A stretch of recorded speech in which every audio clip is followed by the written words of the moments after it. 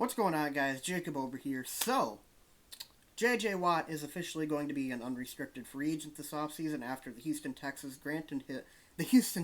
granted him his release yesterday morning. J.J. Watt is a guy I think a lot of Packers fans have been talking about for quite some time, and most of the time it's been a pipe dream.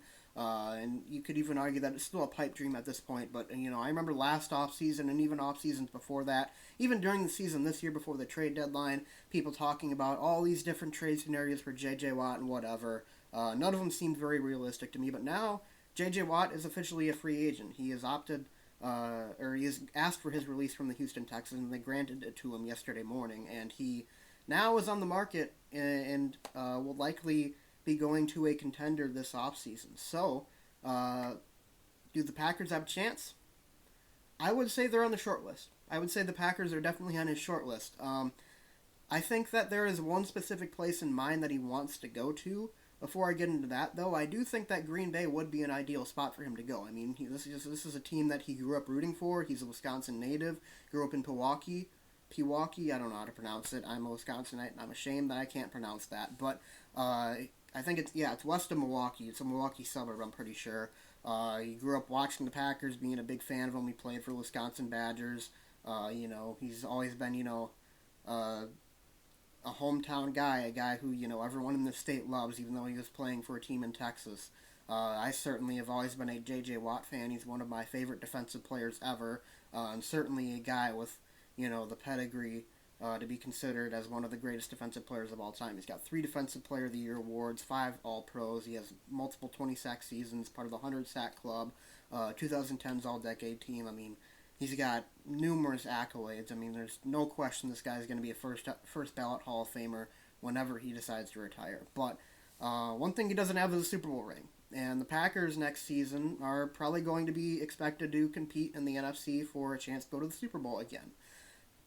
So, J.J. Watt coming to Green Bay, it's not out of the realm of possibility, that's for certain. I do think with the Packers' current cap situation, it might be a bit difficult to make happen.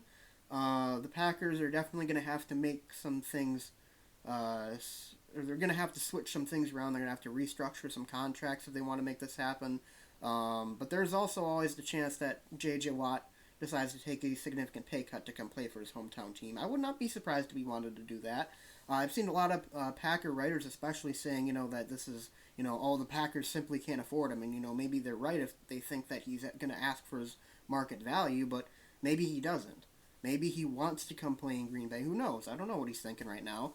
But personally, I think the area that he's going, or the team that he's going to end up in, most likely is going to be the Pittsburgh Steelers. I mean, both of his brothers play in Pittsburgh, and Pittsburgh is a contender just like Green Bay. I mean, that place would seem to be the most logical choice for him to go play in. I mean, when you have a chance to have 3 Watts on the same team, I mean, that's pretty hard to pass up. That's for sure. If I was J.J. Watt, but Green Bay, I would definitely say is number 2 on the list. I mean, outside of those two, there's not really a whole lot of places that make a lot of sense. I mean, I can't really think of anything. Maybe the Rams. I'm not sure. I think the 2 teams where he would have the best chance to get to a Super Bowl next season with, and move the needle for that team in the direction of more of a Super Bowl contender. I would say that Green Bay and Pittsburgh are the teams that are most likely for him to go to. But if the Packers were to sign J.J. Watt, there are a bit of complications. Obviously, the contract. We don't know how much he's going to want.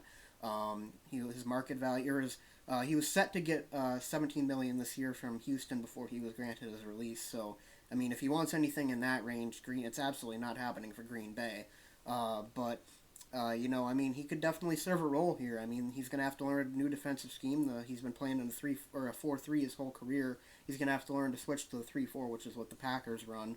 But I mean, alongside guys like Zadarius Smith, Kenny Clark and Rashawn Gary, he'd be a perfect addition to that defensive line for sure. And he could play less snaps than he's accustomed to for sure. He's a guy who's dealt with a lot of injuries. There's a lot of guys you could rotate in and out on that defensive line for sure for the Packers.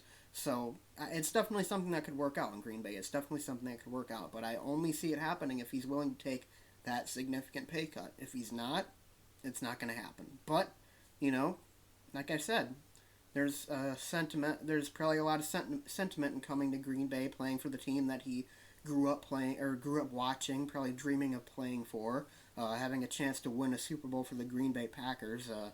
Cementing your legacy that way. I mean, that's like a fairy tale ending for him. If the Packers go on to win the Super Bowl next season, he's a big reason why. I mean, that's perfect. That's a perfect place to retire and right out into the sunset as one of the greatest defensive players of all time. So, hey, maybe it happens, maybe it doesn't. Personally, like I said, I think he's going to Pittsburgh, but we'll see what happens. I hope the Packers, give him a call for sure, and depending on what he wants, how much he wants to make, or if he's willing to take a pay cut, maybe the Packers bring him in. We'll see. But in the meantime, guys, so thanks for watching. That's all I got to say in this video. Leave a comment in the comment section down below. Do you think the Packers have a legitimate chance of getting J.J. Watt this offseason? Leave a comment in the comment section below. Be sure to leave a like and subscribe, and I'll see you guys next time. Go Pack, go.